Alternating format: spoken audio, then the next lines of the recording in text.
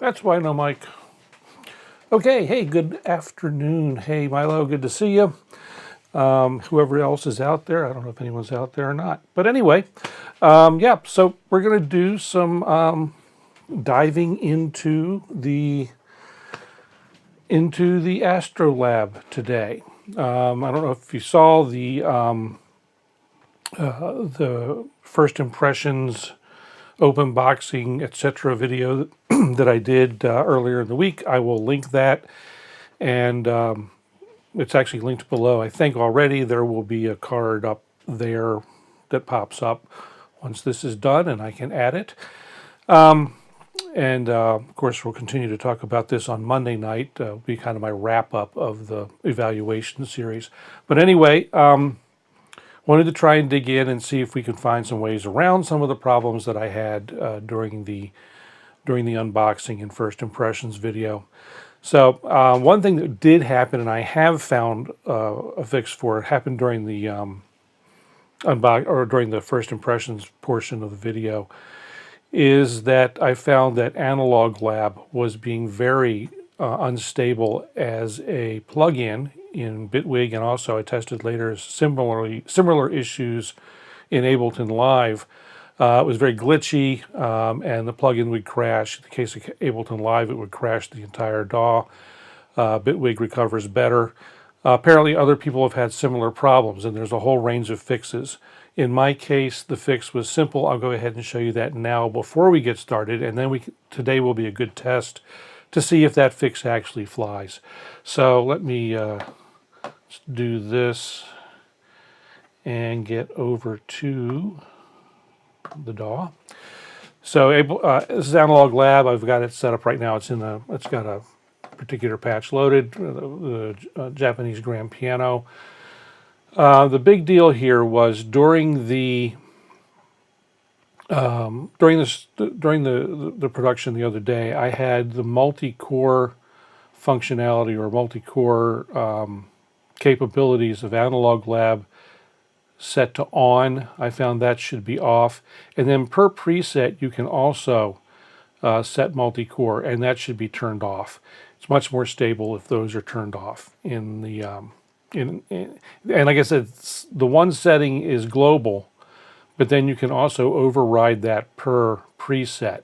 So if we run into one where we start getting glitching, we'll have to go in and check and make sure those didn't change when I called up the new preset. And so that's made a change. If I want to hold that, then I need to save the preset.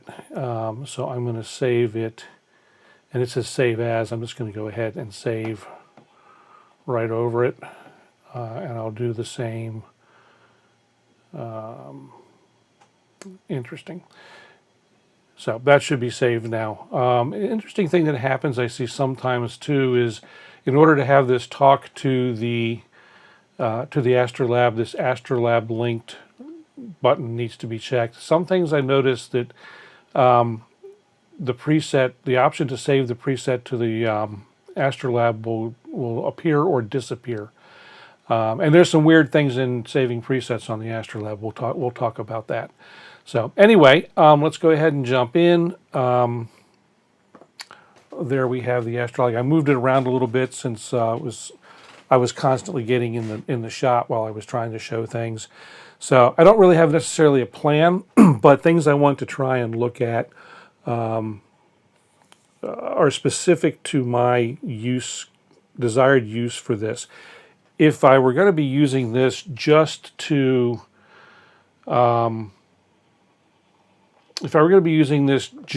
be an AstroLab preset player, works beautifully. Mostly works beautifully as it is. No changes required. And I'll show you too. Hey George, I'll show you too in a few instances where it doesn't simply play the AstroLab presets well. So just to idea what the setup is, I do have AstroLab running on the computer. That's running in Bitwig as a preset, as a plugin. That way it lets me choose quickly which audio is being routed, whether it's coming directly off the out of AstroLab or off the AstroLab, and lets me basically lets me control everything. So anyway, hey, good to see you, Jeff. Welcome. So let's go ahead and jump in, and I'll start seeing what we can't break. Hey, Paul. So I'm going to start right in with something that gave me problems, and we'll just start right there. Let me go ahead and pull this shot up. So let's see. One of the things that I found gave me problems, and like I said, most of the just ordinary patches work great. Like this piano sounds wonderful. I'm going to play it over here on the controller. You know, it's like.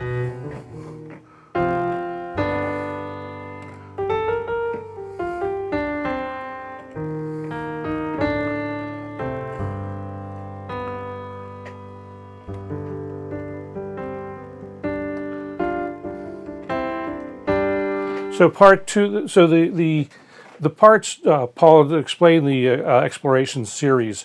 Each part may be a different instrument. So part two was related to the, what did I do in part two? Part two was a different instrument. Part one was a different instrument. Each exploration is going to be a different topic. So I may not be exploring the same thing every time there's an explorations video. So anyway, that's the piano sounds beautiful, as as Arturia's pianos do. It's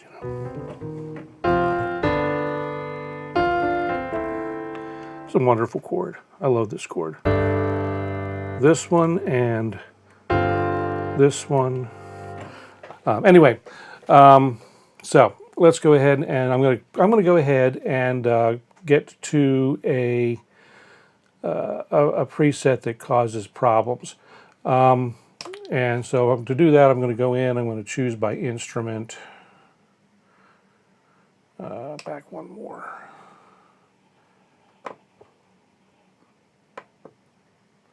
And I'm going to go to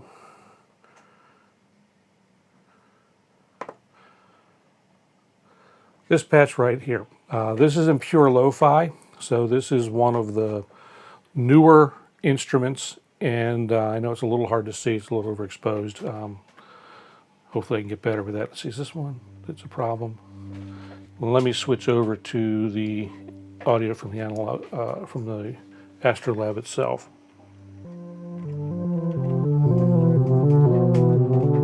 I'm not sure that. Okay, that's a mono patch. Let me find. Oh, this one, I think Amberlight Keys is one that was problematic. I'm going to listen to Analog Lab first.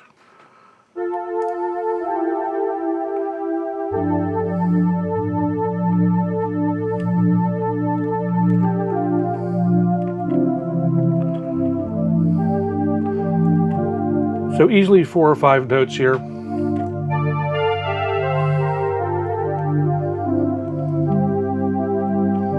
Out of Analog Lab on the computer. So this is coming off the computer. Real quick, I'm going to make double sure that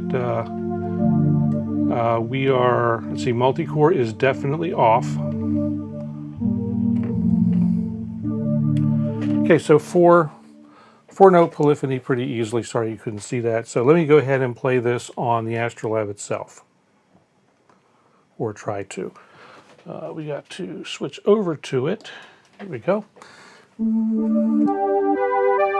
you can see right away we got like 2 notes of polyphony before this thing cuts out, if that.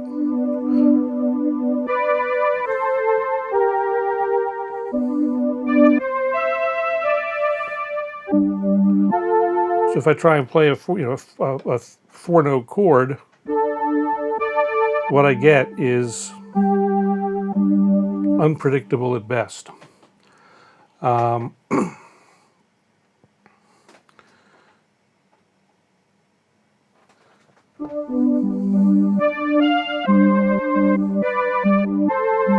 So anyway, that's one of the problems that I was running into. The other one that I definitely ran into problems with, and kind of sort of the purpose of my going for this thing, is Pigments. So, if we start, I'll go ahead and pull this one up. One nice thing, when I pull it up on the keyboard or in Analog Lab with them linked, it pulls them both up right at the time, right together. So let's go ahead. Here I've got it up in Analog Lab. This is let's get this setting. So settings multi-core is on, so we're going to turn that off just to make sure we don't have any problems with Analog Lab. And let me jump to show what the patch looks like in Pigments. So we've got this has got two granular engines running, or one granular and one sample. Sorry, this granular is turned off here. So it will sound like.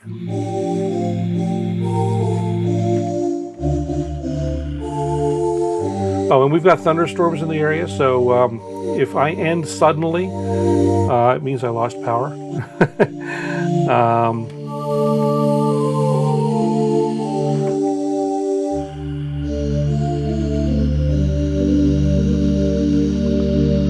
Okay, so a very, very rich, deep patch there. So if I come over now to the AstroLab itself, I got 4 notes.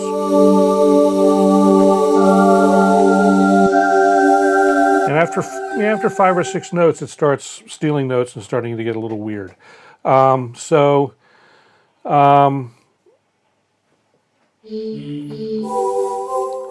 don't know, Paul, if pure lo-fi is, well, pure lo-fi is kind of a combination. There's samples in there, there's modeled stuff in there. It's kind of an interesting mixture of stuff in pure lo-fi. Kind of like Pigments. I think it's probably based on the Pigments engine, to be honest. Just like I think the Augmented series is also based on the Pigments engine. So this is okay as long as I don't try and play more than 4 notes at a time.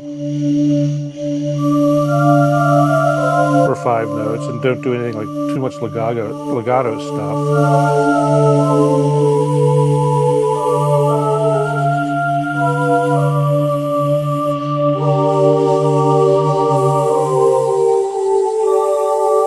But you can see they eventually stole everything out of the left hand. Nothing that's in my left hand is really playing anymore except some little weird bits. So this is the disappointment to me. The regular VSTs, the regular VSTs that are all using one of their engines, most of them are fine. I have run into a few that give me trouble. So you kind of have to be careful and selective what you're working with. So it's been disappointing and frustrating. But anyway, I want to dive in, dig around, see if maybe there's some things I can do to mitigate the problem. And so what I want to do is I want to get into, let's see here. I want to get into some of my Pigments patches. The way you have to load load your own patches on this thing, or your own patches is a little weird. So I want to go to this mod demo. It should be up here, not the mod demo 2, this one. So this is a really simple patch. Let me get it up on screen so I can show you how it works. Boom. Okay, so this is a real simple preset we whipped together on the live stream last week, I guess it was, when I was talking about modulation.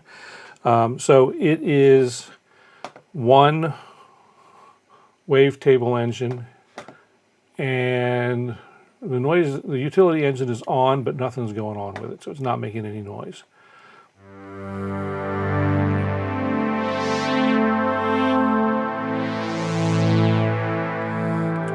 So I've got aftertouch going.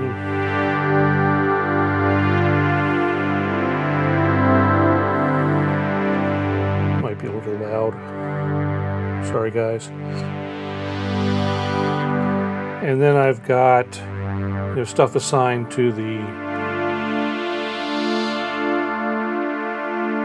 various knobs.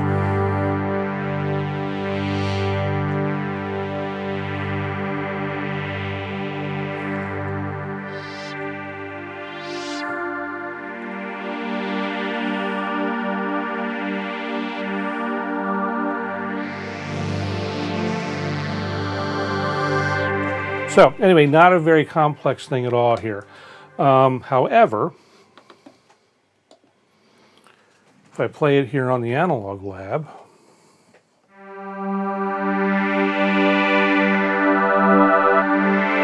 you know, very quickly,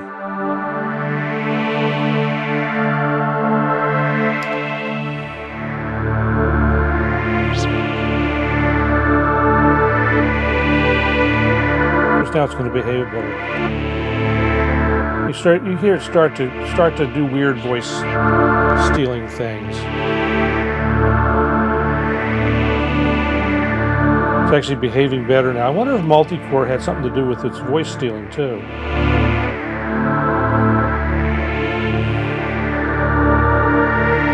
Because now it's behaving really well. Anyway, one thing I did find, let me look at something here in this preset. Did I break the wrong preset? Back to here. No, I did not. Multi-car was even turned on there. Weird. Let's turn it off.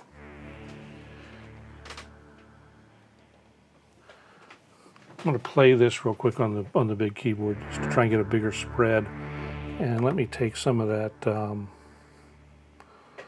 Oh, shoot. Let me take some of the brightness out of it.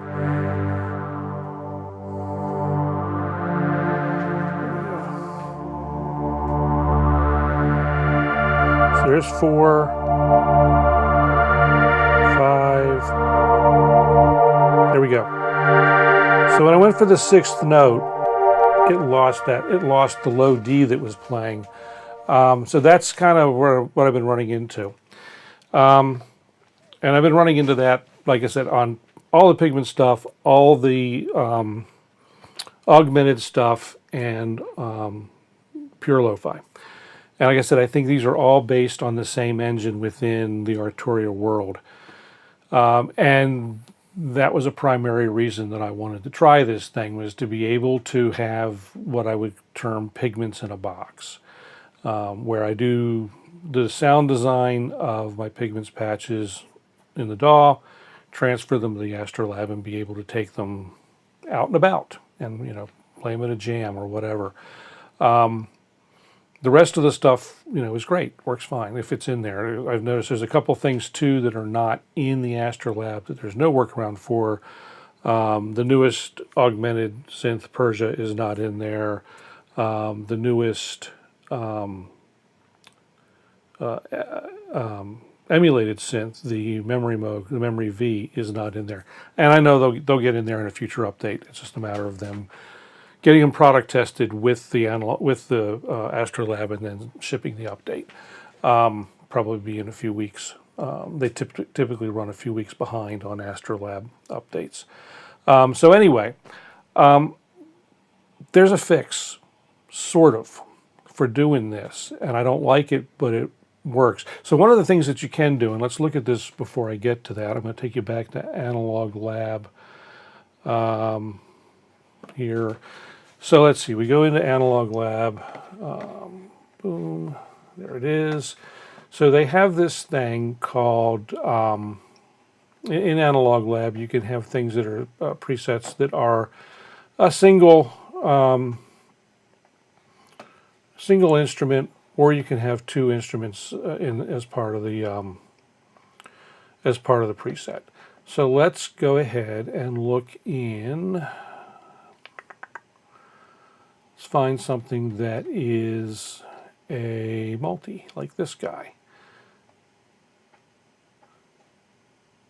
Okay, so this loaded it up both here on the computer and in the AstroLab for us. So this has got two different CMIs layered for sound that's like this. Ugly butt sound. And so one of the little tricks in the AstroLab is that the AstroLab can do up to 48 voices of polyphony.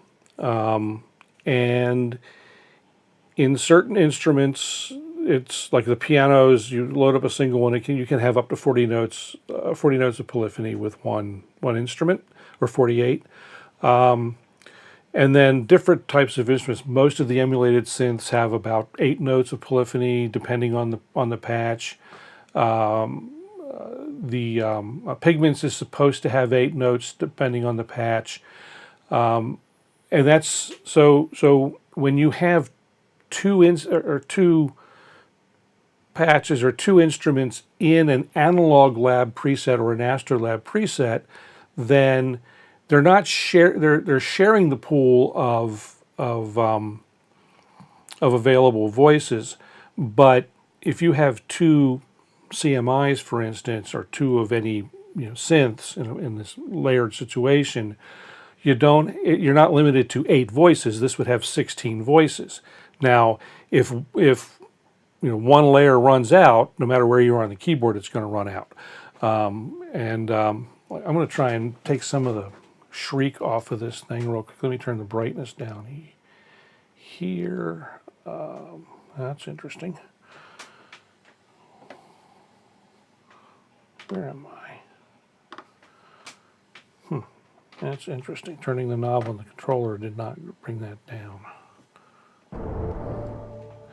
Actually, I'm going to find a more pleasant. Let me find a more pleasant example. Oh, this one's nice.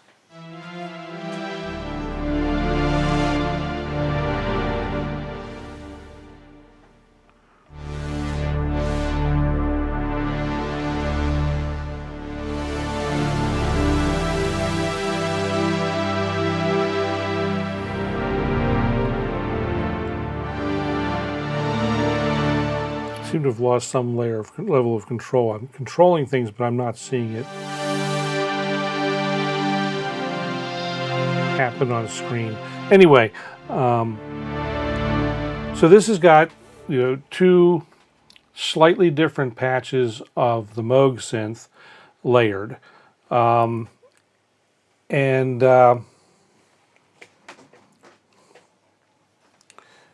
so this one would be, and this one was one that plays fine anyway.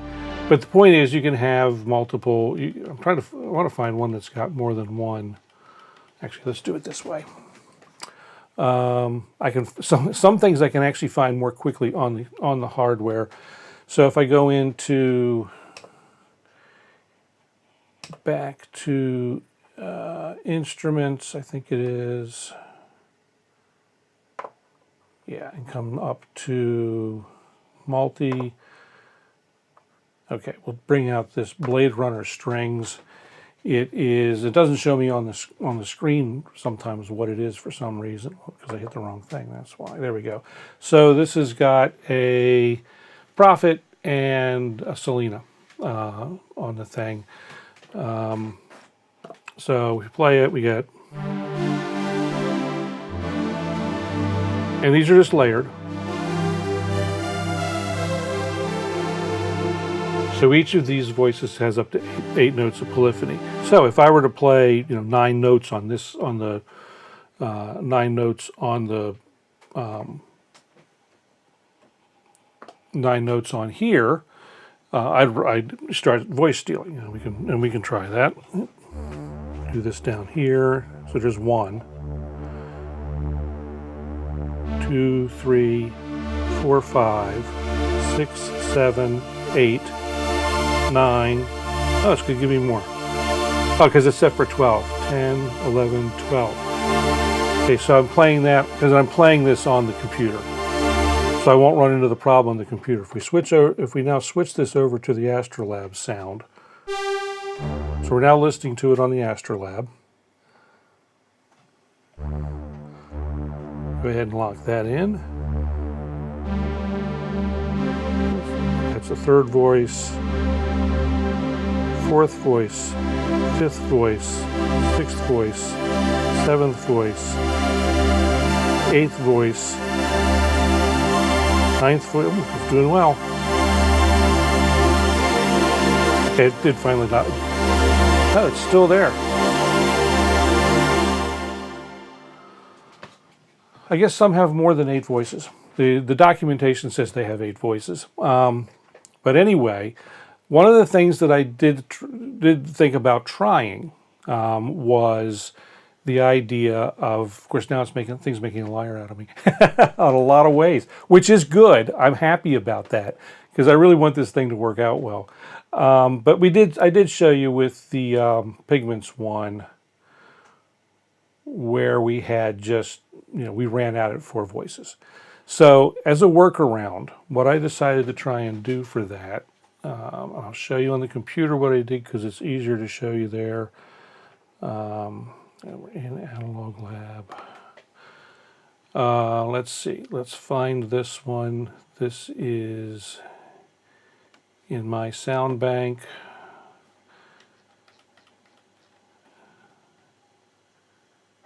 Where it's supposed to be. Maybe it's just in user.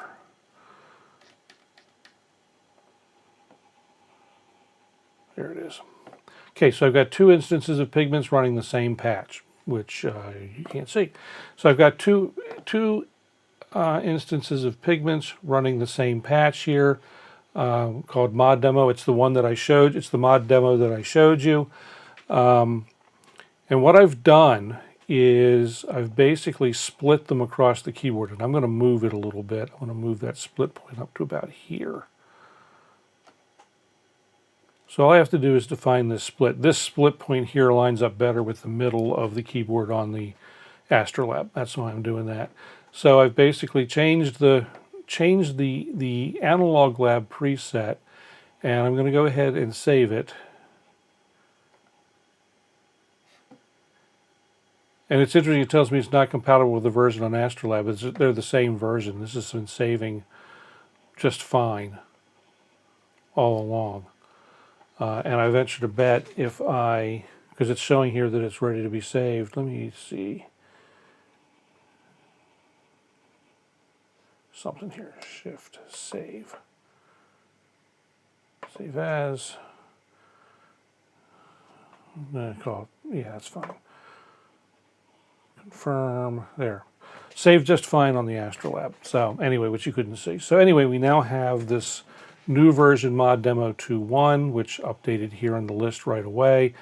And if I play this now on the AstroLab, and again, we'll get this on the AstroLab.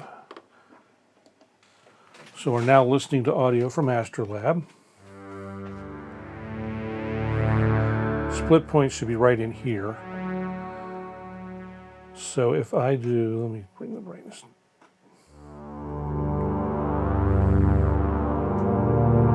So there's 4 notes there.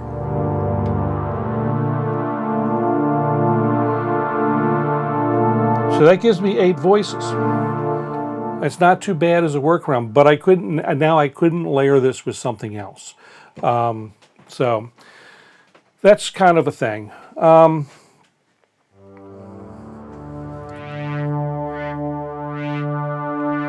It also did a fine job of dealing with the aftertouch from 2 patches, which was kind of a questionable thing.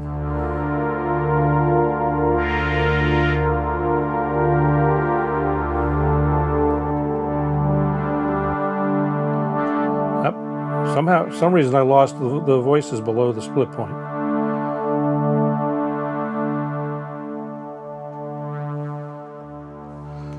So I'm not sure what's going on. That should have fixed that. Should have fixed that problem, and it didn't. So anyway, that's kind of some of the disappointments I've been running into. Otherwise, I mean, this thing is great. It sounds great as far as mini keys. It's one of the best feeling mini key keyboards out there, I think. The only thing, as I said the other night, that I felt, or the other day, that I felt was better is the one on the Hydrosynth Explorer as far as mini keys are concerned. One thing that is neat, did I set, where, I wonder if I saved the patch where I set that up. So one thing that you can do, and let me widen this shot out a little bit. So what I've got here, the setup I've got here, this you don't have to worry about, this is just my camera controller. I've got basically the Minilab 3 set up to be a second keyboard for the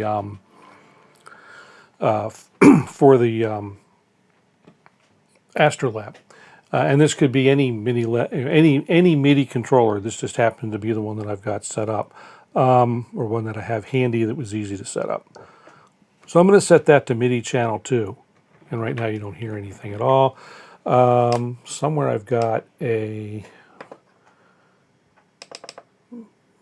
patch in here I hope I saved. Otherwise we'll just set it up. It's no big deal.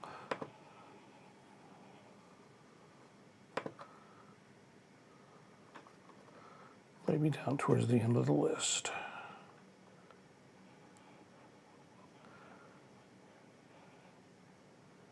I guess I didn't save it. All right, well, let's go ahead and build one. We'll jump over to the DAW for that, because that's the best place really to build things. Let's go into Analog Lab V, and we're going to go ahead and build a. No, we'll build a two-part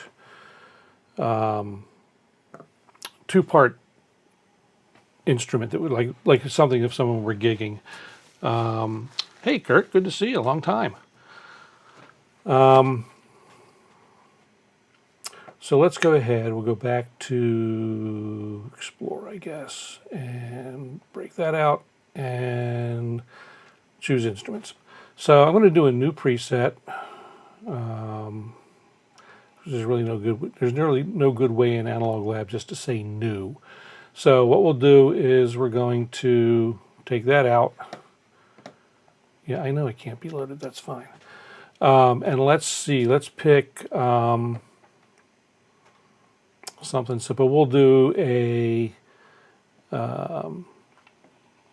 like a piano, and I like the, where is it? I like this one a lot, it sounds good. So we got this, make sure I'm in the right place.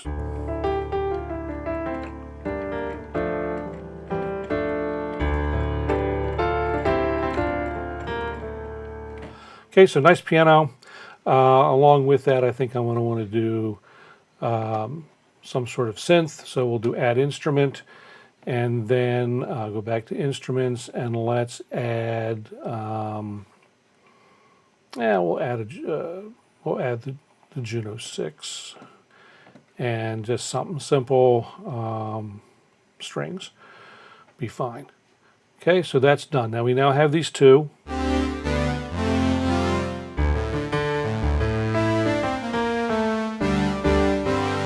Okay, so that's easy enough to do. And as we're working, this is already going on over on the AstroLab. If you look close, you can see that right here I see the piano, I see the Juno, and in fact we can zoom in on that. Let's see.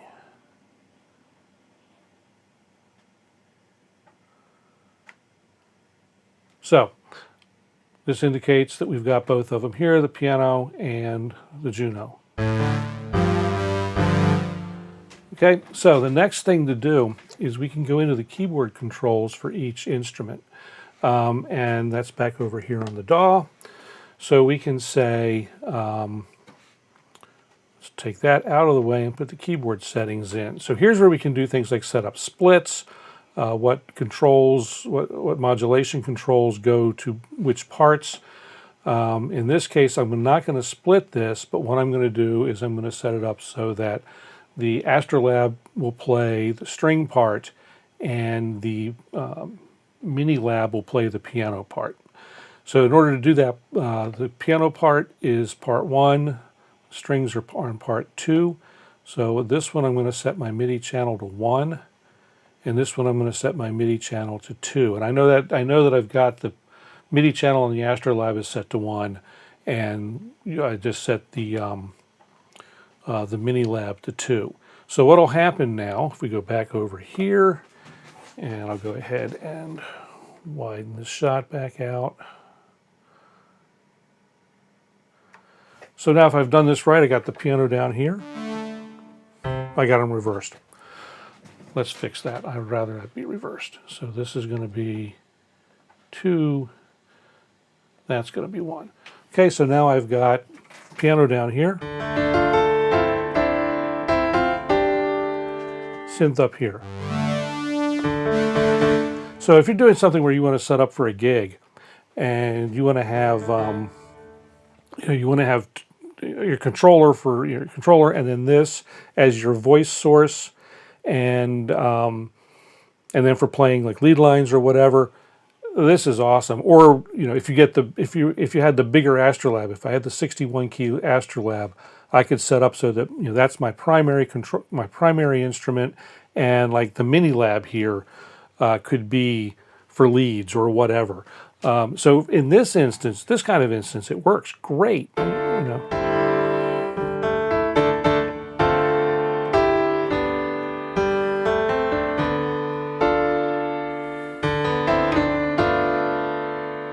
And I can add a little reverb to the whole thing.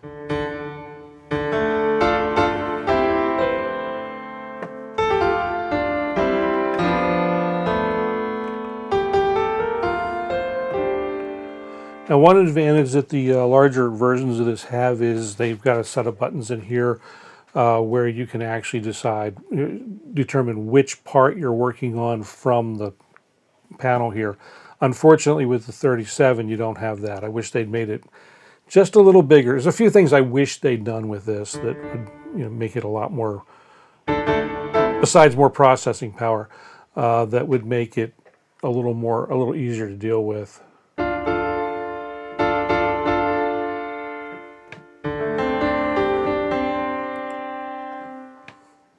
All of the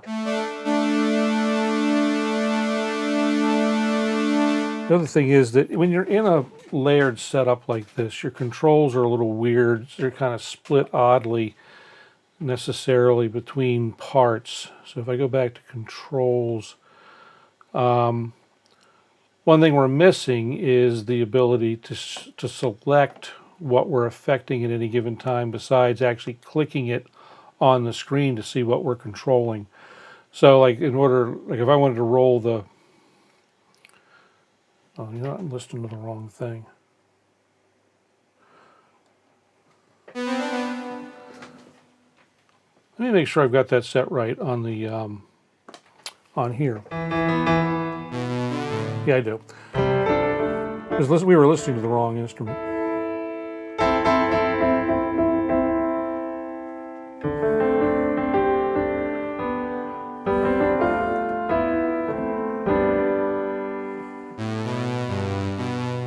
What I can't do though is switch between, like I can control the layer.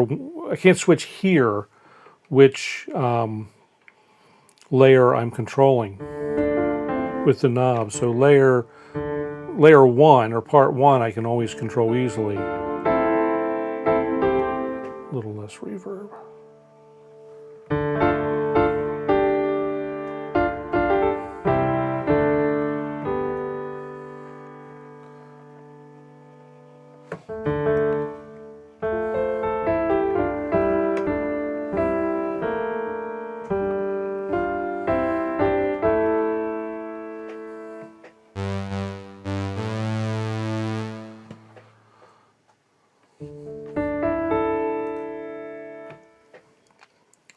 Let's see. So another thing you can do is you can say what effects are being, you can say what effects are on and what layer, I believe you can say what layer they're are being controlled, where they're routed. Like for instance, if you hold, press, and then, okay, so there's apparently there's a chorus attached to this at the moment. So if I were to go and go back out,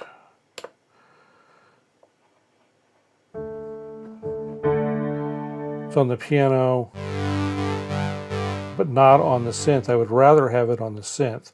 So let's see if we can get in and determine what layer it's on. Now I can't do that from, unfortunately, can't do that from the keyboard. So that's something that I would have to do on the computer ahead of time, which, you know, in and of itself isn't a big deal. Oops. So go to the DAW, go to Analog Lab. I would have to come in here to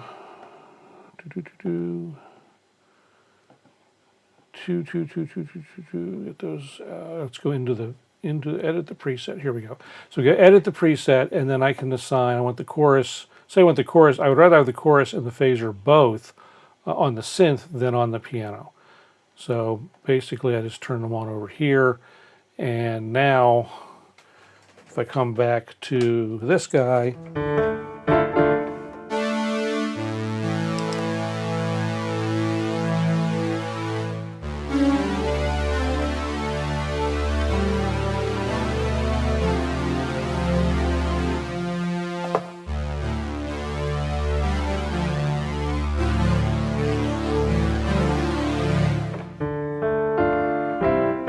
It's not affected there. You also know, if you notice, I don't know if you notice, these changed colors when I determine what layer they're on. I will move them between the two. So if I take the phaser now and switch it, I'm going to take the phaser and put on the piano, which is what's on effects 2. You'll see that it turns orange. And I wish you could change that from this keyboard, like on the larger one you can. So now on the piano I got the phaser.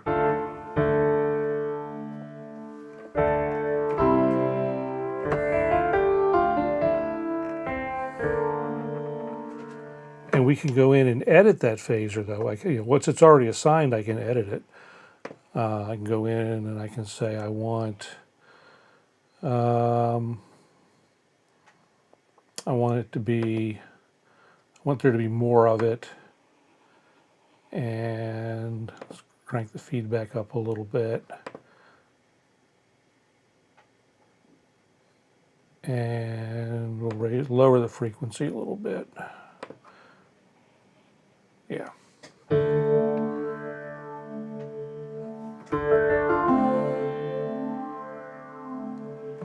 And it would probably be good to change the rate. So now I don't need as much depth.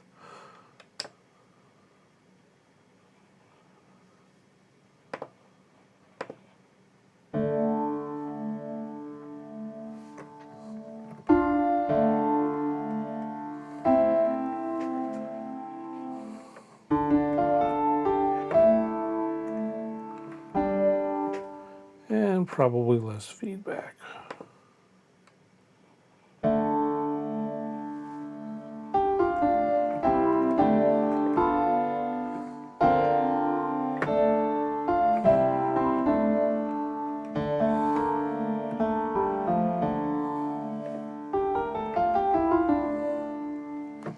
So that's a thing, and then of course you could the delay and the reverb are shared across each of the each instrument or each layer, as you can see here in Analog Lab itself. So some drawbacks, you know, but not bad. You know, I'm not. I have to say that despite the limitations that I'm running into, I do really like this thing, and so it'll be interesting to see. I am planning to take it to the jam session tomorrow, and I'll see how well I get on with it there. That'll kind of be the determining factor, or one of the determining factors, as to whether or not I keep it or send it back. Either way, we'll talk about what I decide on Monday night during the stream, and the whys and the whatses. And so there was a comment on the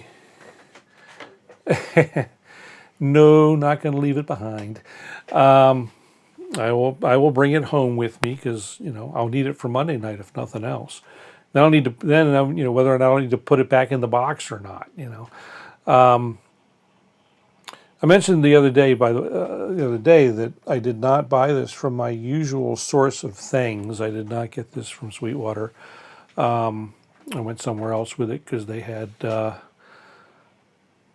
better stuff. The Take 5, you know, yeah, you don't see it don't often see it on the stream. It is here. It is, let's see, if I take the chat out and I move aside, there it is. I just moved it out of the way to put the AstroLab up there. That's all. It is always here, and the Take 5 is going nowhere. You know, I hadn't shopped at Zounds in years either, Paul, and you know, I think the last time I bought anything at Zounds was roughly 22 years ago that I bought something from Zounds. And hey, and you know, it's so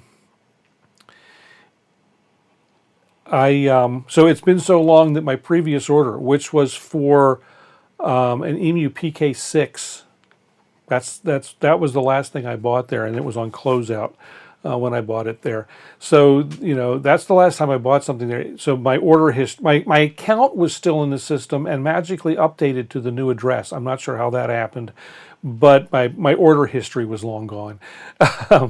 But anyway, Alto Music's good, but Alto did not have the pricing that I got on this. That's really what it got down to.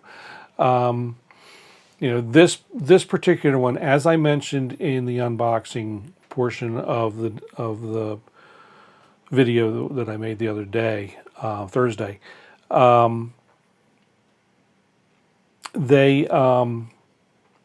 this was sold as an open box, very good condition, and I can't find any single scratch, blemish, anything on the unit. I mean, it's spotless. It looks like it's brand new. The only thing that made it not mint, so to speak, that I could see was whoever had it and sent it back, or for whatever reason it was taken out of the box. They pulled a little plastic cover off the screen, you know, the little protective thing on the screen. That's the only thing I could see. Oh, and it was missing its USB cable and registration card. I haven't tried registering this yet. I don't know if it got registered and not properly deregistered or what. I will make that call on after Monday. I'll make the call as to whether I'm doing it. But I saved a significant amount of money, and no one else could touch the price for that condition. That, you know, even for open boxes, B stocks, whatever, no one could touch the price it sounds. And it got here. I ordered it on Wednesday, not early. You know, it was 3:30 or so in the afternoon. Had it in my hand like I said, ordered Wednesday afternoon. It was in my hands by late Thursday afternoon. And I saved about $100. So the regular price on this is $6.99. I paid $5.99 or $5.94 or something or another. You know, and I'm fine with that. Now, the other thing is, whoever had been fooling around with it before me, all his or her setups and stuff are still on there. There's a bunch of packs that got loaded to it that I'll probably take back off. I haven't even done a factory reset on this thing yet. So anyway, I think I got a nice deal. Happy with for something. It's also got full warranty. You know, so that's the. I might have been able to find one of these for about the same price on Reverb or something, but would not have come with a full factory warranty. So that was why I went with it the way I did, and I can't, Zounds has better hours than anybody else too, at least for folks here on the East Coast. I mean, they're open all day and half the night, 7 days a week. Which is pretty impressive. So anyway, I'm trying to think if there's anything else that I want to fool with on this thing for you all guys. Is there anything specific that anyone in the audience would like to see or hear me try and do? Well, we can do, actually, let's go ahead and let me save this, or try to. See if I can do this without screwing something. I'm going to factory reset at some point anyway. So save that. It gives me a save as. I'll just call it Japanese Grand 1, boom, and there it is. It's now saved both in the AstroLab itself and in Analog Lab. That's really nice. I like the way, I like the integration. The integration on this is on par with the integration with, at least what I'm told, with the MiniLab and MiniLab V software. It's nice and tight. I can bring the, yeah, I know he wouldn't. The Leviathan's a little harder to bring around, but maybe one of the jams I'll bring it out. I mounted it with thumb screws, so it's a little easier to get in and out of the rack. So anyway.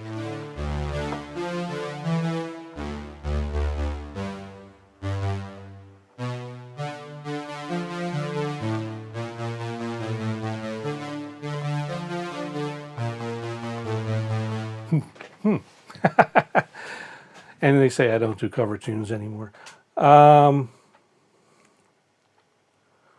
so, I mean, I own V Collection too. I own the full thing. I own every bit of it. My purpose for this is so that I don't have to bring a computer and a controller if I want to come to a jam or to play a gig or whatever. I don't like carrying a computer around and all the stuff that goes with it. So the impetus behind this is to not have to take the computer. And if I can get through this, through what I want to get through without having to carry a computer around, this is a win. If I can't do what I want to do easily without carrying a computer around, then it's a fail, and I'll have to look at something else.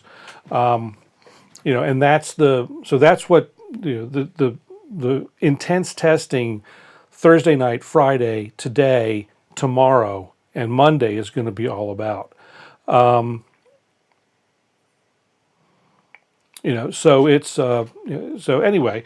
Put it. Whoops, wrong one. Put that back up on the screen, and like I said, if there's anything, I do want to let's see if we can do anything about maybe a patch or two in the augmenteds. I wish Persia were on here because that's really I think that's one of the best ones, but we'll do one of the other ones. Let's do, we can do Yangtze. Yeah, you do Yangtze.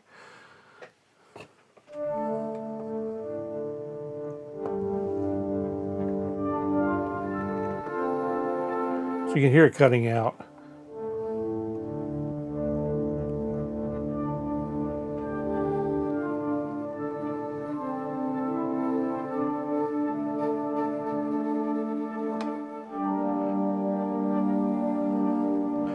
The other side of that is, in the case of this, do I really need more than 3 or 4 notes of polyphony?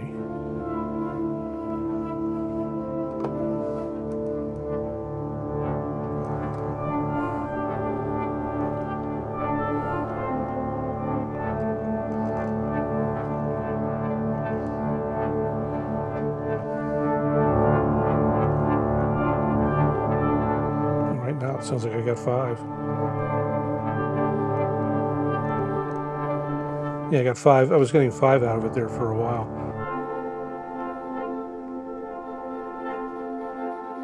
So it's going to vary per patch, which I knew.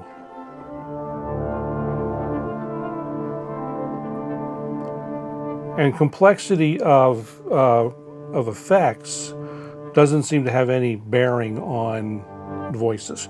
I think the effects engine is outside of the instruments in this case, like it is in Analog Lab itself. Although if you have the headphone cable keeps hitting my mic, if you have effects in your instrument, most of them carry across. Apparently, the convolution reverb is one that will not carry if it's in a patch in an instrument. It gets replaced with the straight reverb from the unit, from the Analog Lab itself, which is a little weird, but but apparently it can't do convolution reverbs. There's a couple other things it can't do. It also does not have as part of its palette, it does not have the any of the FX collection, unless it's part of an instrument, maybe.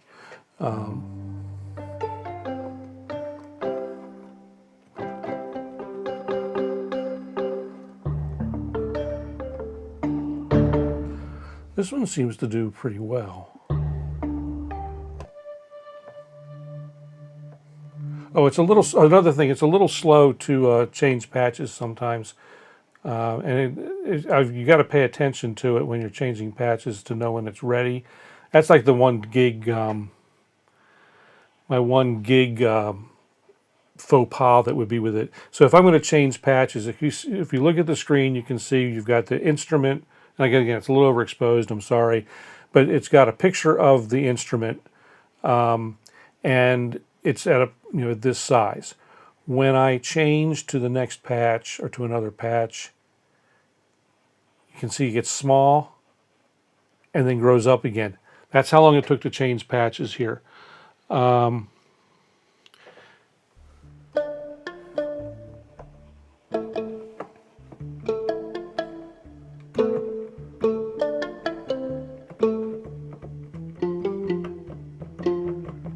This one's got a split built into it.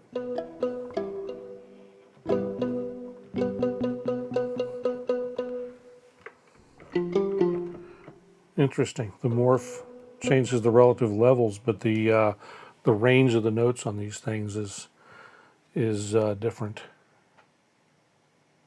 Interesting patch.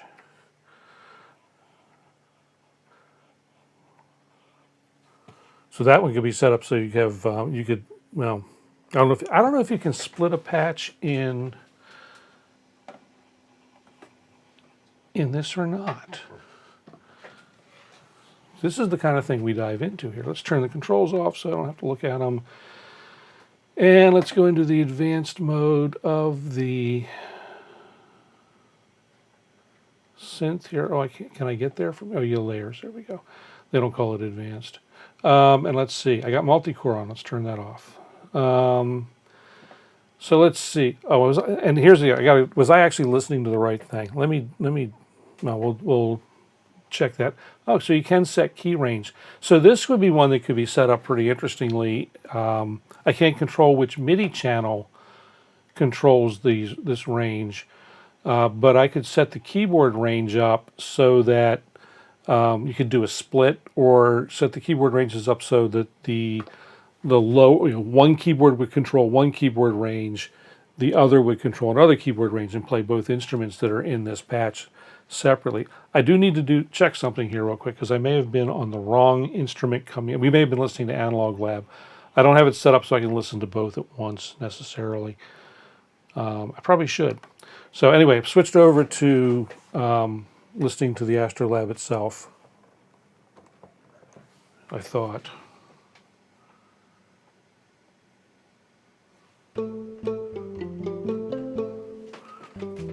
Why can't I play it from the local keyboard? Anyway, that's another thing to sort out. So let's see. Oh, I know why. Dummy. Yeah, if I'm playing it on here, I'm hearing it on here. Okay, so so this one plays fine in, but it's a plucky thing. It's trying to find something that's not plucked, like this evolving keys. And you can see that one loaded up pretty quick. So depending on how complex the instrument is, although this has got 4 parts, it's got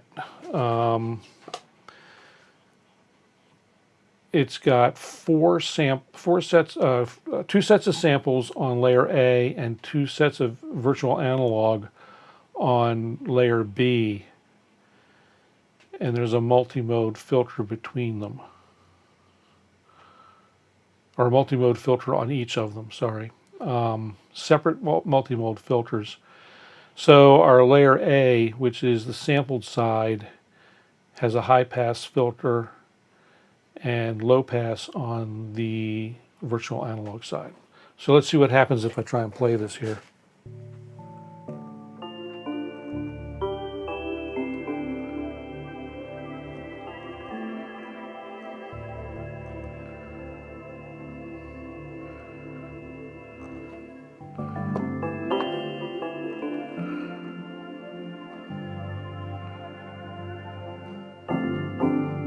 Yeah, it's stealing. I can tell it's stealing. I can't tell exactly how it's deciding.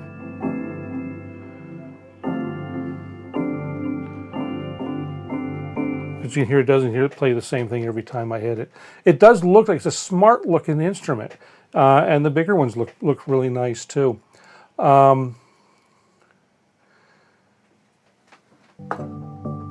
Making, if you've got, looking at the Take 5, I'm not sure how the end caps come off of this. I think you have to do some, on the Take 5, you have to do some fairly intense disassembly to get, let's see, no matter where I move, I'm in the way of it. Yeah, to get these end caps off, you've got to do some intense disassembly. But if you've got, if you've got appropriate woodshop tools, which you're gonna need, at minimum you'll need a table saw and a router. And preferably having a good table saw and a stationary router, or either overhead or any kind of stationary router. You should be able to make end caps for it. Blowtorch sledge and duct tape. Yeah, not gonna do it. That's one thing I like about a lot of the Arturia stuff. Now the the Polybrute's got nice wood end cheeks. The Matrix Brute does too, or did too, I believe. The better controller keyboards, they have a wood grain inset, which is not real wood grain. It's a laminate, but it looks nice. It looks classy. I don't think the newest ones have it though. I can't remember. Actually, I'll look. See something here real quick.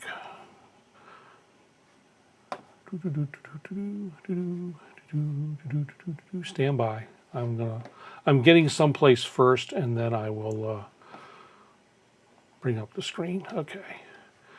So boom, and if we go to controllers and go to so even the new Keylabs have those nice smart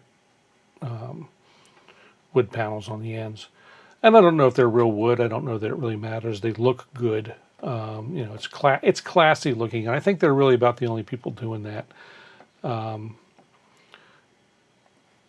don't know if the Essentials models, whoops, didn't want to be there, controllers. Now you get to the Minilab 3, the Minilab 3 even has, it doesn't have an actual wood end cheek, but the Minilab 3 even has an inset, a wood inset, and it's got texture to it. I don't know if it's a veneer or a vinyl thing or what. What I don't know is if you move into the Essentials line, I don't think you have them on the Essentials. Oh, they got the plastic, or they got the inset thing, like the Mark II versions of the Mark II versions of the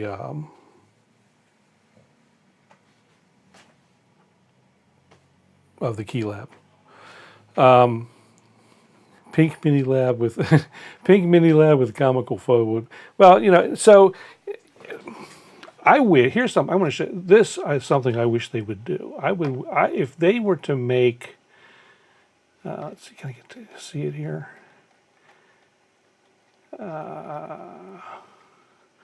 Okay, they don't show it on. Yeah, here we go. If they were to make, here's what Paul's talking about. That end grain on that. If they were to make the stick a Sweetwater sticker on it. If they were to make the full Keylab Mark III in this color with a darker colored wood grain, I'd buy it in a heartbeat and call it my '57 Chevy keyboard, because that's almost seafoam green, and the classic the classic '57 Chevy Nomad with the wood panels. Oh my God, that'd be gorgeous. You know, I'd rock that. And they do have they did make or do make. I don't know if it's on their product page or not. Controllers. They don't seem to have it on the product page unless it's buried somewhere. They come out with a special edition. Oh, that's nicely inset there. Someone had to have a router to do that.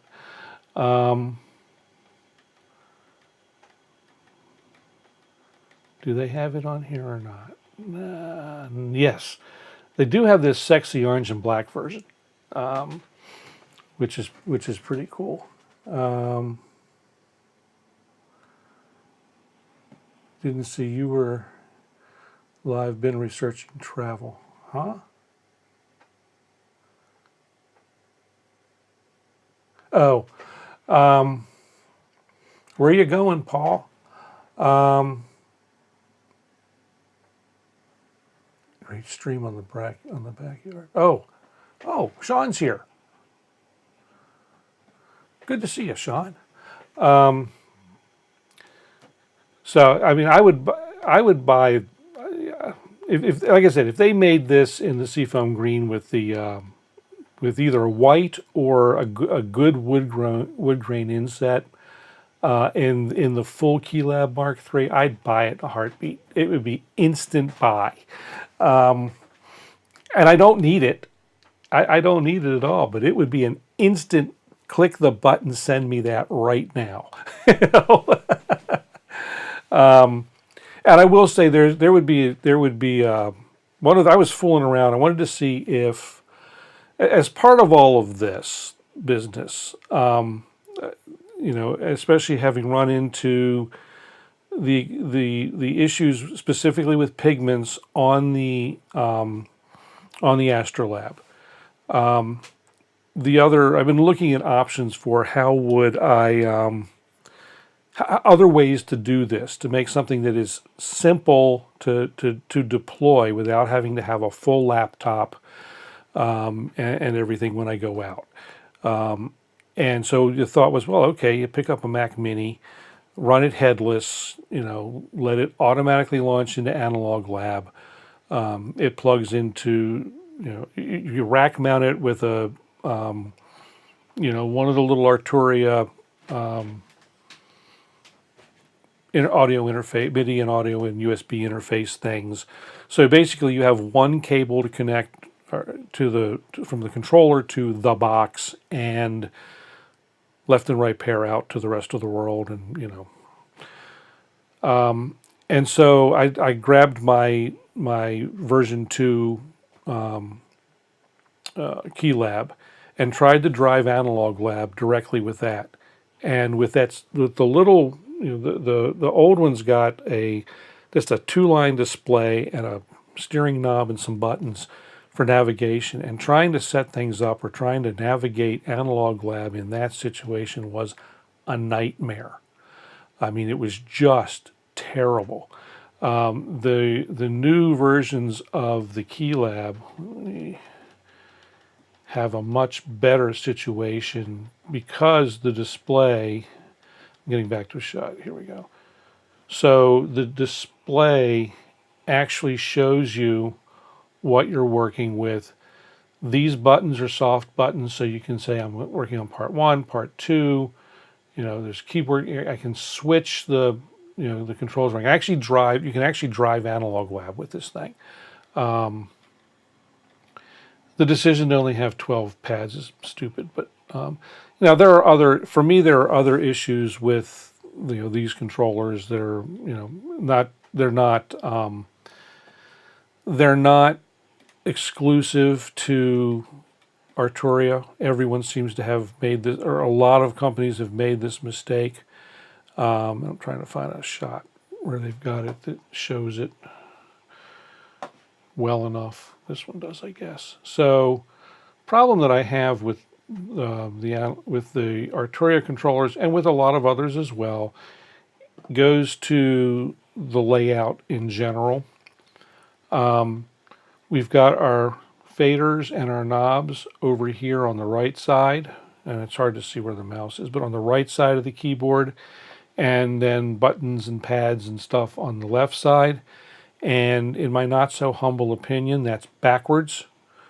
You want your sliders, your faders and knobs on the left and your other controls on the right, and here's why. So if you are a performing player, and if you've played any real instruments, and I'll say specifically real instruments like a Hammond B3, then if you've done that, then you know instantly what I'm complaining about. Because on a B3 or most organs, your upper manual drawbars are on your left, under your left hand, so that you can play and do drawbar adjustments like so, not like this. And so that's my gripe with a lot of these things. The Chord Kronos had everything laid out exactly where it was supposed to be. The Nords have the drawbars exactly where they're supposed to be. So there's some people get it, but most of the controller manufacturers have the sliders and knobs to the right and the buttons to the left. The other thing is most people are right-handed.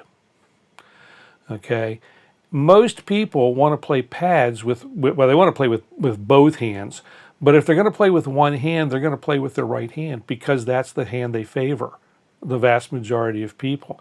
Now, I'm not saying we should make left-handed and right-handed versions, but I mean that's that's how stuff's laid out, and maybe we should make right and left-handed versions. I don't know, but if you're used to playing certain real instruments, then you expect a certain layout. And I'm a right-hander. I'm sort of ambidextrous. I can do most things with my left hand that I do with my right. But I'm not fully ambidextrous. I can't play baseball anyway, but I can't bat left-handed. I'm not a switch hitter. So anyway, that's my gripe with it. My only gripe with this is the ergonomics. And I did anyway for 45 years actually play. At one point I was playing 4 times a month, gigs a month.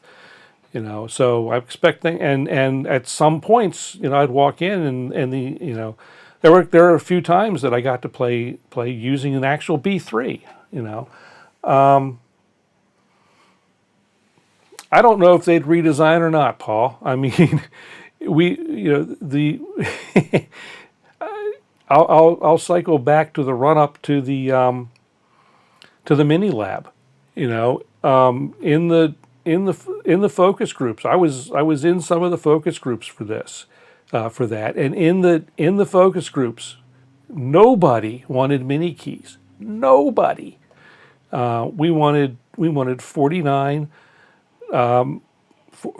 full-size keys with aftertouch, preferably poly for that instrument. But but we wanted 49 full-size keys. Arturia has a very good 49 key full-size key bed assembly. So they use this key bed assembly, or the one on the older version actually of that key bed assembly. So Arturia does what Arturia is going to do, and I'm sure they were saying they did it, because they wanted to hit a price point. I get that. And so the question came up: what about the control S, my Native Instruments controller? The Native Instruments controller does fairly well, but, and there's a big but, I can't necessarily use it as a head. I would not be able to use it as a headless controller for Analog Lab because I only have certain controls available, like the whole business of being able to choose presets isn't there. I don't. Let's see what is. Well, we can look real quick. Let's see what. Let me get the web browser out of the way and go here, and let's get this out of the way.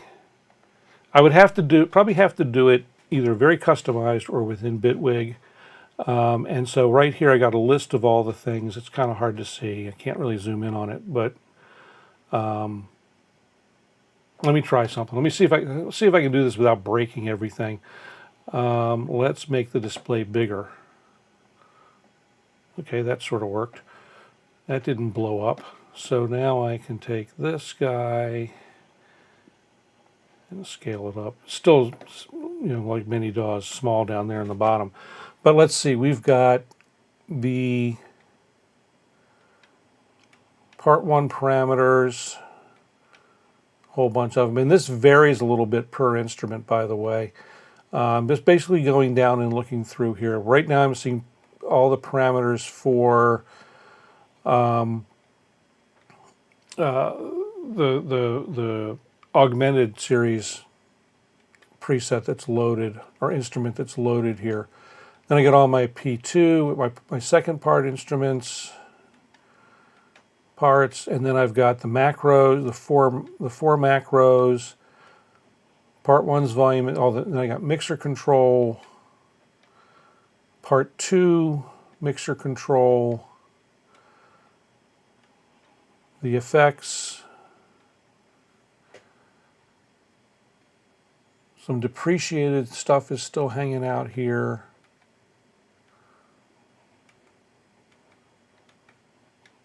What I'm trying to see is if I've got the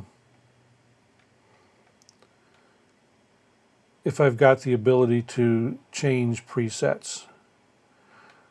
They've got all kinds of effects parameters depending on they give you the effects. They give you parameters for every effect that could be loaded on in either position. So all the FXA, this will be followed, I'm sure, by all the FXB. But they've got, here's the FXB parameters. Interestingly, rather than just say FX parameter A, B, and C, because there's only three parameters per effects, they give you the actual control for every one of them. Which is an odd way to do it, but there we go. We got delay.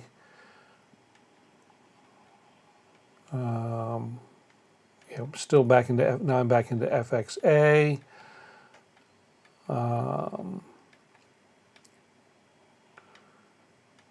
Tape delay, analog delay, FXA active, FXB active, delay active, and reverb active. So I don't have available to me, don't have available to me the ability to change presets within directly from this without having to go through shenanigans. Now there are shenanigans that I could go through to do it, but like I say, shenanigans. The way I would have to do if I wanted to use the Control S, number one, none of this could be headless. So I'd have to have DAW running on whatever box it is. I'd have to have complete. Yeah, I'd have to have. Well, I might be able to do it just with complete control, but at least complete control running. We'd have to load Analog Lab into complete control. Within complete control, I would have to have.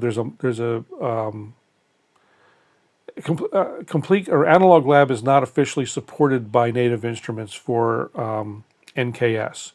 So in order to get that to work, there's a plug-in for complete control that I would have to get that basically acts as a wrapper to wrap Analog Lab and bring it into complete control and give me the graphics. And even then, I don't know if I'd actually have preset selection or preset design, the ability to make a preset within Analog Lab. So I mean, I don't remember if I've I know I bought the thing. I don't know if I remember if I've installed it or not. Oops, I hit the wrong thing. Typed the wrong thing. Back up. KOMP. Oops. I would be dangerous if I could type.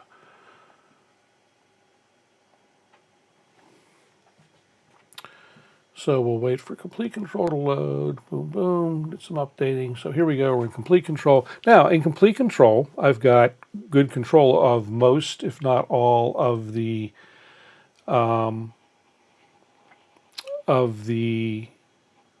instruments from Arturia. I don't know. Let's see if I've got. Oh, I've even got memory V.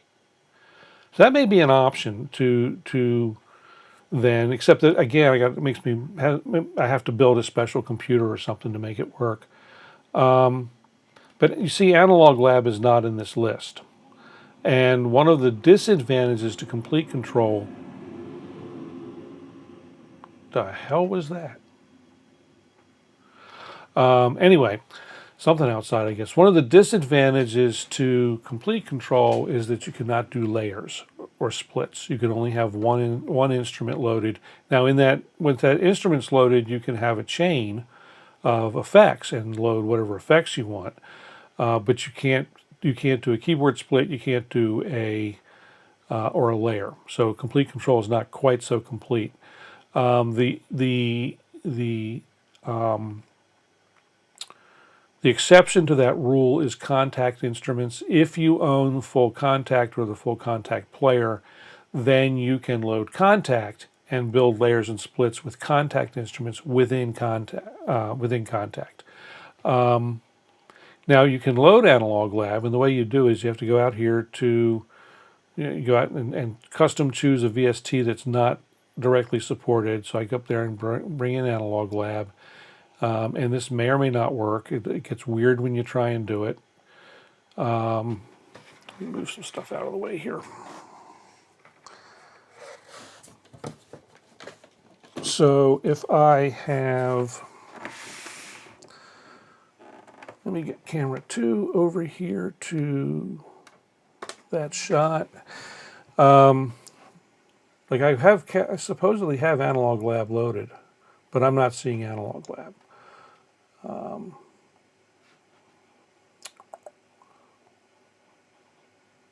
There we go. Geez, and so weird stuff happens when you do that, like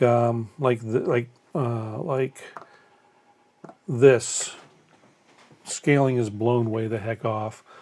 Now that may have to do with my having changed monitor sizes. So let's see if I go back to this display resolution, if it's any better.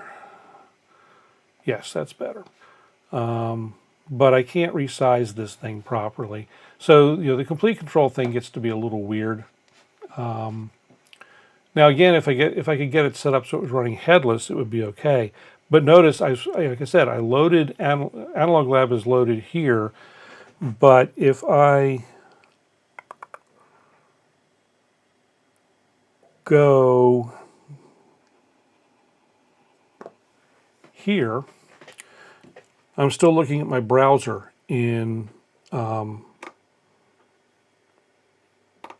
I'm still looking at my browser here. If I go to Analog Lab, I've got 16 pages of controls. I know there's more than 16 pages, or more than 128, or there was at least 128 on that list. It's probably the same ones. I'm just going to scan through them real quick.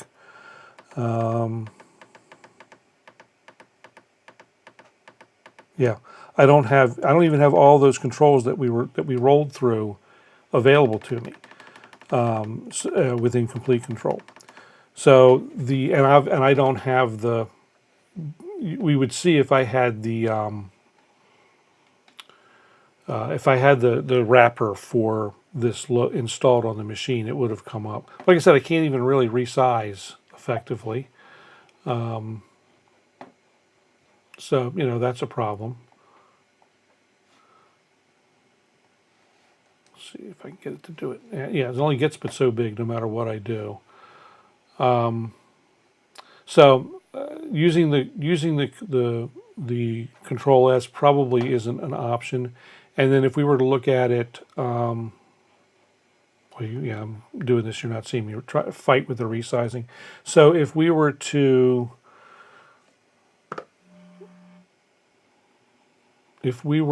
do, actually, yeah, should have done that. Okay. Anyway, if we were to go directly to an analog lab, it says add plugin in DAW to see its parameters. Well, I've got 2 plugins loaded in this thing. So, you know, if I come here, I've already got I got 1 plugin loaded. And so it's not doing what it says it's going to do on this controller. So, I mean, obviously I can play it just fine, but all I have available to me is the parameters that are set up for Analog Lab itself, which are my 8. That could be too, I don't want to delete this necessarily, but I've got controls that I designed for Analog Lab. But again, the controls that I would need to be able to do this, like in a headless situation, they're not here. So in order to be able to run Analog Lab well, there's 2 as a thing to take out and play. There's basically 3 options. One is AstroLab and live with its deficiencies or its issues. Another option is to do is to build a box where I could run Analog Lab headless and try and use the new Keylab controller. That might work. I'd have to something else I'd have to try.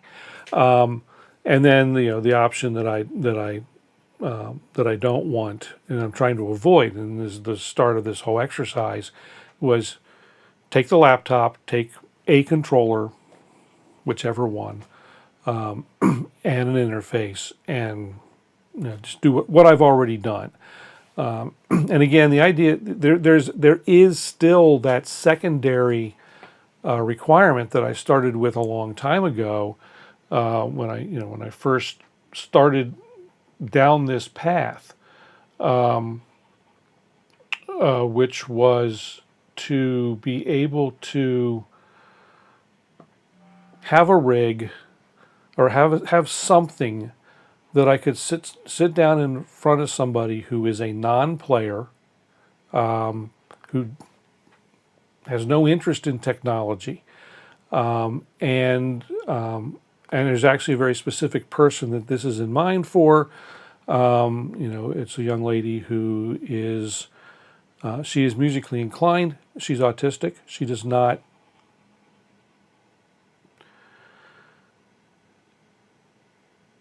So she's not necessarily able to dig in deep, so to speak, and work with this. But she's really good if she can find the preset management. She can load presets and play and have a great time. She was able to come into my studio. She figured out where preset management was on the Polybrute. Now I had that part of the grid up. She going through and she could remember where her favorite patches are, and play. So the idea is it needs to be something simple where you can press a button, turn a knob, and it's not just for her, but she's the one person, because she comes into my studio and she gets scared. She's afraid she's going to break something. So I'm buying things. Number one, I can take to Paul's or somewhere for a jam, or take out for a gig if I actually have to play a gig. And then down the road she comes over 3 or 4 times a year, but something to have her not be afraid to come in here and play with. If I know she's coming, I can set it up and she's ready to go. And I think Kurt knows who I'm talking about specifically, but because he knows her too. So anyway, my hope was that the AstroLab was going to be the answer, because you know, and I like the thing. I mean, I like the conceptually. I like the sound. I like the way it, you know, I've liked the workflow. So anyway, tomorrow will be another day to play with it. I'm going to try and preload some stuff. Oh, there are a couple parts of the workflow that I don't like. In Analog Lab, we'll show this real quick, and then I'm going to get out of here because this was longer than I wanted to be. So within Analog Lab, we've got, let's get out of here and go to here. You've got the ability to choose instruments, sound banks, etc. You can do that on AstroLab too. But what I can't do, I have my own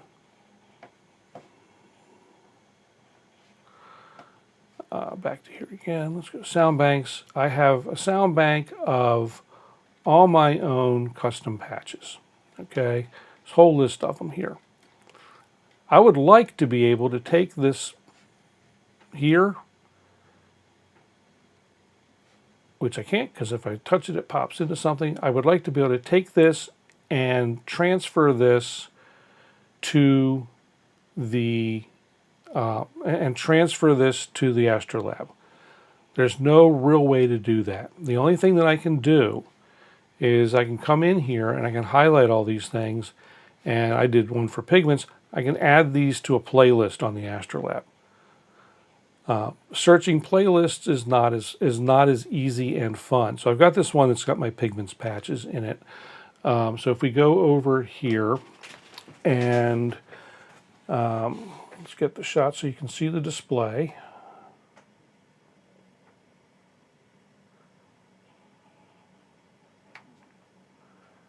Yes, I will focus. There we go. Okay, so if I want to go look at that playlist, okay, if I hit the thing you'd think you would do would be to hit the button marked playlist, but that's not it. So you have to go home, and then you have to choose, use the navigating gizmo to choose playlists, and then you have to choose your playlists, which in this case is GerenM Pigments, and then I have to choose the song that these presets are in, and then I get them in a list, and in whatever order it was, I put them into the list. So if I want to play this guy here, the arpeggiated bell shimmer, I hit it. Should be loaded.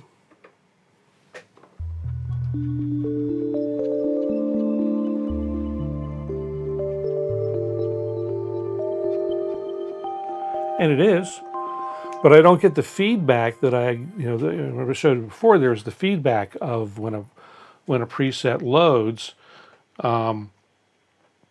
When a preset loads, it does that little animated thing in there to show you that it has in fact loaded. I don't get that. Oh, I took the chat down. What an idiot. I've been reading the chat. I've been seeing the chat, but I didn't have it up on the screen. Anyway, sorry about that, guys.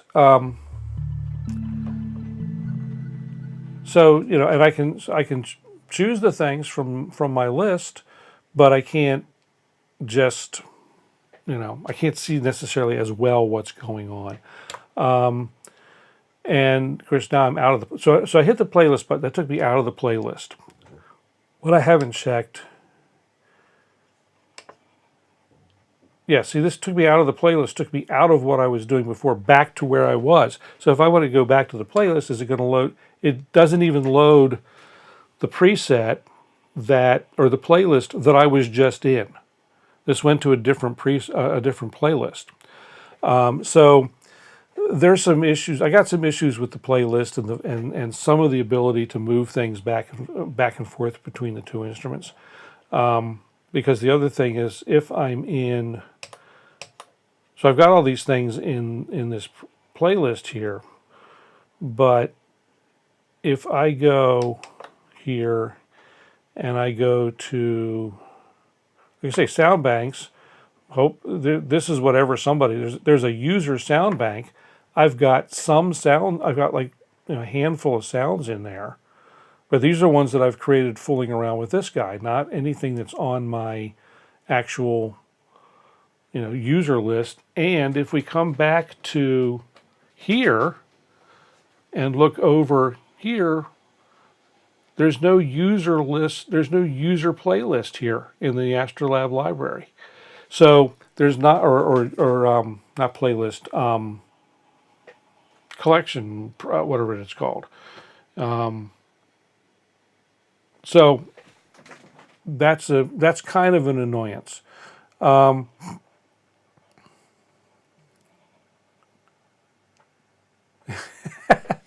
Again, Paul, I already know the receptor doesn't work, so it's been down that road. I mean, I lived through the world. No receptor. I would build my own receptor, and that was a thought.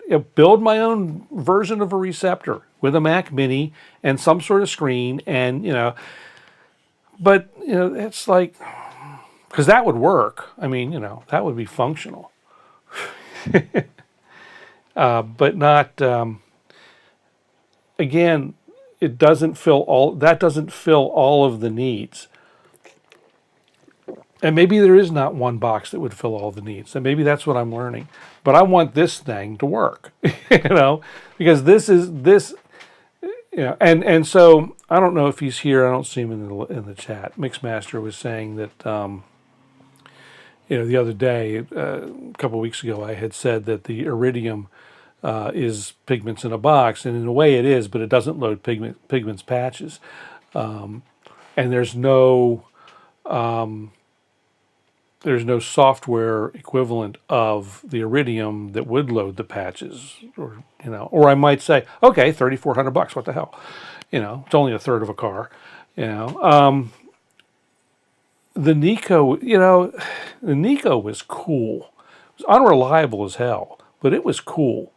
I saw one of those came up in a stream or comment or something the other day. Free BSD and a blowtorch. Again, I told you this the other day, Paul. I'm running free BSD already, because that's what lives under the Mac OS. Mac OS is based on free BSD.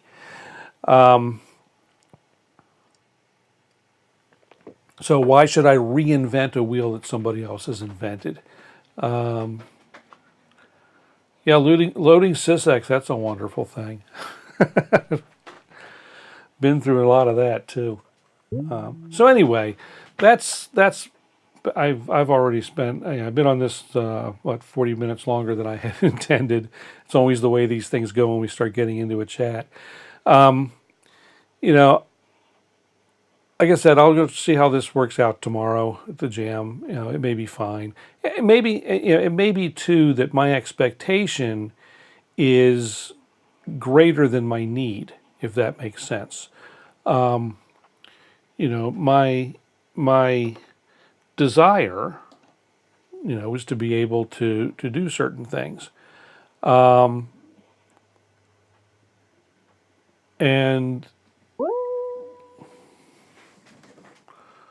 yeah, that's a weird patch. I don't even know what that is. There's stuff in this user list that I don't even know what is. It's like, was I playing with this stuff? I don't know. I don't think so.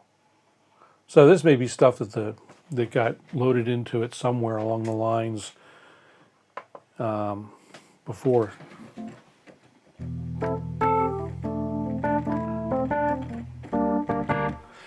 I will say that for someone who, as I said earlier, for a gigging musician that wants access to all the classic sounds, and a wide range of synths in an affordable, well-designed, good sounding package, this thing is a winner and a half.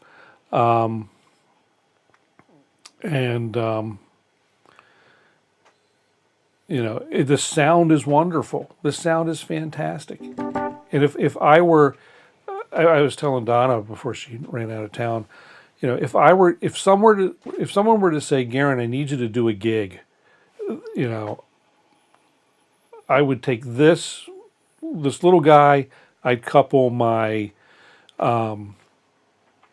my big key lab, my 49 key lab to it. I put them on a stand, and I'd say, what are the songs we're playing? You know, oh yeah, this is great. This is, you know,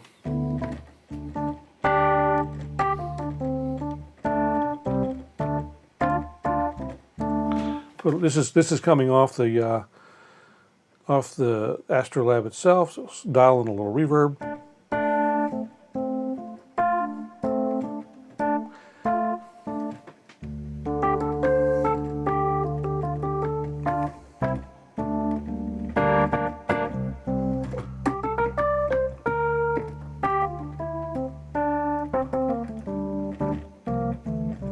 So $700 is a cutoff point for me in the little 37 key devices.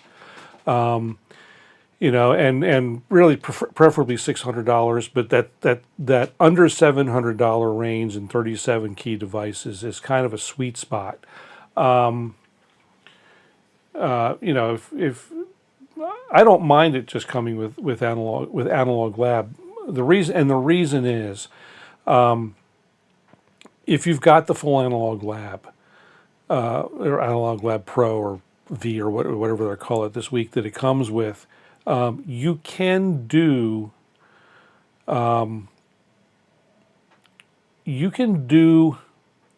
as much as a gigging keyboardist needs to do. And that's really who it's targeted to. So this gets, we, you know, we start getting down to the things that I've talked about in the past about intent, about design intent. You know, when Ableton came out with the Move, Ableton intended for it to be a sketch pad to get you started on a project that you might move to, that you would move to analog, to Ableton Live to complete. And so they gave you a limited sequence. They gave you sequencing capability. They gave you a limited range, a small range of instruments and sampling ability. So the basics, the very basics of Ableton Live, in a box that you can easily carry around and work with anywhere. Okay, so and instantly, the world was complaining because it didn't do everything that a Push 3 did. Well, that wasn't the design intent. So Arturia designed a thing. Okay, they designed a thing to do a task. Now, they initially did not, I don't think they intended to do a 37 key initially. They released a 61 key and an 88 key targeted to gigging musicians who wanted a range of, an extensible range of iconic sounds, essentially. Okay, they built that. They made it extensible. Okay, because as Analog Lab, or as the V collection gets updated, Analog Lab gets updated, the AstroLab gets updated. Those things happen already, and they've happened several times. Okay, so that works, does exactly what, and I can go into their store in the Analog Lab world, if I can find it. Explore, here we go. Put it up on the screen.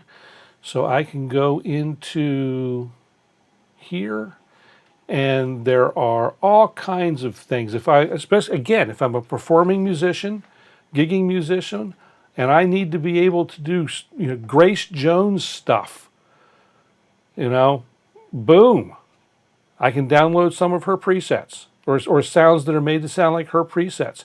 If I've got, you know, if I'm in a pop band and I need essential tones, there they are. Some of them are even free. You know, there's 26 new free packs. Some of them I think I already have because I guess somebody loaded them on this thing. So, you know, there are, there. So you can see these, there's a bunch of them I already own. So, you know, all this stuff these, like this Nordic Tranquility, I can download this. And yeah, it's downloading now. This should, once this downloads, let's see something here. Okay, It's downloaded. Boom, it's downloaded. Okay, now let's see if this did what I hope it is going to do. So AstroLab is linked. Okay, I am going to go over here, and I'm going to go home, and I'm going to go to sound banks, and I don't know if this, I may have missed a step because I haven't done this before. So I haven't done this. It did not load over here. Supposed to be able to load that bank, that preset bank to this.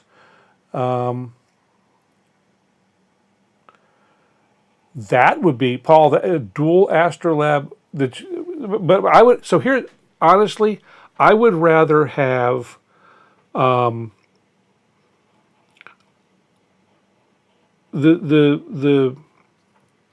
AstroLab as it is can be duo timbral. Okay, so I can put two instruments on it. In 45 years of gigging, I only needed more than that one time.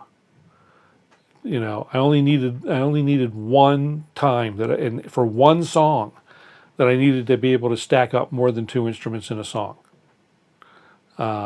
And honestly, if I hadn't done it, I don't think anybody would have missed. And for the song in specifically was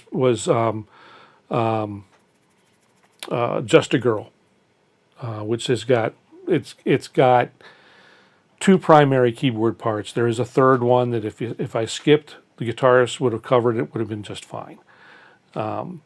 So you know, so already it covers the need of the vast majority of working musicians. Some people would probably pair this up with a digital piano or something like that. Covers the need, you know. So that's what I would rather they do is beef up the processing and give me more polyphony per part. Give me more processing for the heavier duty synths. That's what would make this a much better unit. So see, I don't know. There's supposed to be a way that because I don't know what's in this sound bank. There it goes. Now it just headed it over this first preset over to the AstroLab. So it's here. I could now start saving this in a playlist on there. So you know.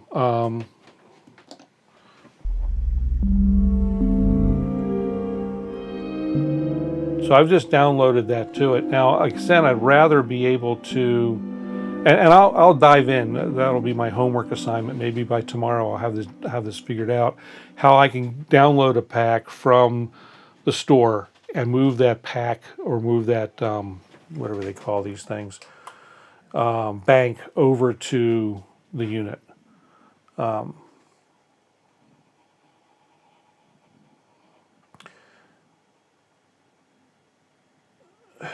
Don't need it for the, again, Paul, the intent, the design intent does not need to stack 8 instruments. Just doesn't do it. Just doesn't need it. Again, design intent. If you want a different instrument, if you want to be able to have 8 parts multi-timbral with a bunch of notes of polyphony for each one and lots of edges, go buy a Korg Kronos. It'll do that all day long if you ask it to. It doesn't care. You know, it's got the power to do it. Or get yourself a montage. You know, a Yamaha montage if you don't want the Korg, although the Korg is a better instrument. Not to say there's anything wrong with the montage. The montage is a fantastic instrument, but the Kronos is better. Or the Roland, one of the the new Phantoms. They're all fantastic instruments.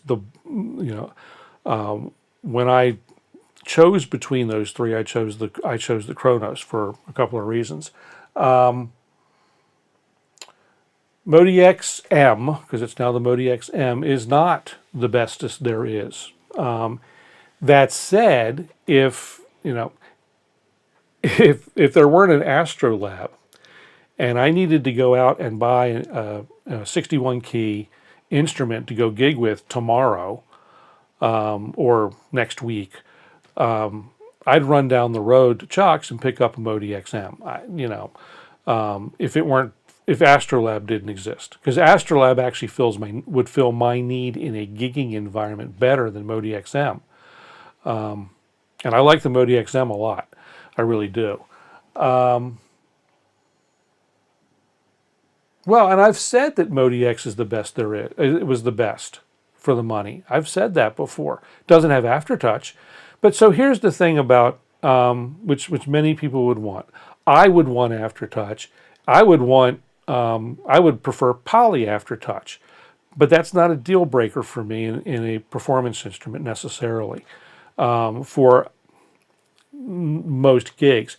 Now, if I'm gigging my music, if I'm gigging, and again, this gets down to what is the intent, what is the target intent, that drives your preferences. I've never gigged a keyboard that didn't a primary keyboard. Let's clarify that. I've never gigged a primary keyboard that didn't have aftertouch. And so I've become very spoiled. There was another YouTuber went on a thing the other day and said that was saying that poly aftertouch was a scam and blah blah blah blah blah. And this guy's he's young, but he's not he's not necessarily wet behind the ears. And he took a lot of grief for it in comments, including from me, in a friendly way. None of us were nasty that I could tell, that I saw. So he came back home with another video yesterday, apologizing, so to speak, but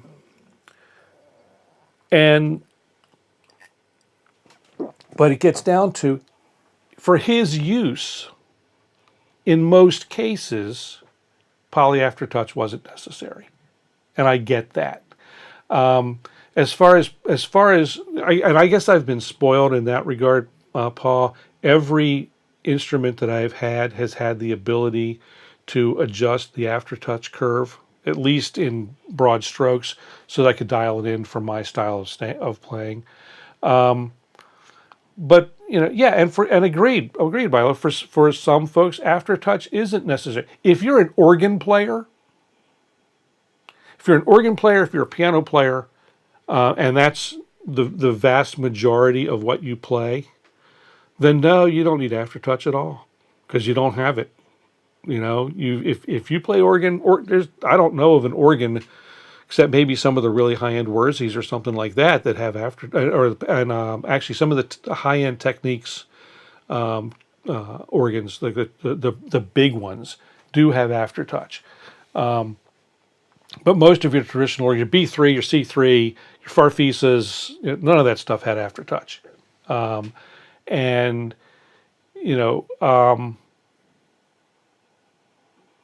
Aftertouch, well, okay, you can bang on the thing and get all the strings to jump around, but there's on the keys on a piano, there's not aftertouch. There's not aftertouch on a piano. You can lean into that thing all you want; it's not going to alter anything, except maybe wear the felt down faster. So pianos, organs, electric pianos,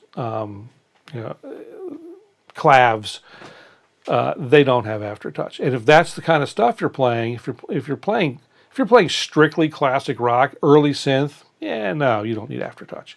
But if you start getting into anything more modern or more expressive, then aftertouch becomes more and more desirable. The other thing, and this fella did make this point fairly, that people tend not to use the mod wheel correctly either. So things that you might, or that if you're like me and you've gotten used to having aftertouch at your fingertips, so to speak, all your life or much of your career, then you use your fingers. This, of course, patch doesn't have aftertouch on it. His argument is that you should be using your mod wheel for that.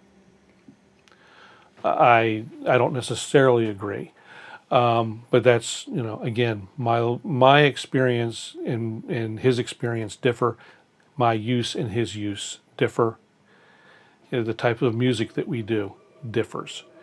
So anyway, I'm going to wind down because, as you just heard, my stomach is telling me it's time to put some food in it. So anyway, I don't. I'm going to look into how to get sound banks that you download from the Arturia store into the AstroLab. I may have that working by tomorrow, Paul, in which case you'll see it before anybody else. Otherwise, the results will be I'll talk about them on the stream on Monday night. I will be back with my regular stream on Monday night. Talk about my wrap up of my evaluation on this thing and what I'm going to do. Am I going to keep it? Am I going to send it back? So anyway, guys, thanks for hanging. I appreciate it. Good to see you all today in the middle of the day on a Saturday, kind of sort of by surprise. So, so anyway, chat with you all later. Thanks for coming. See ya.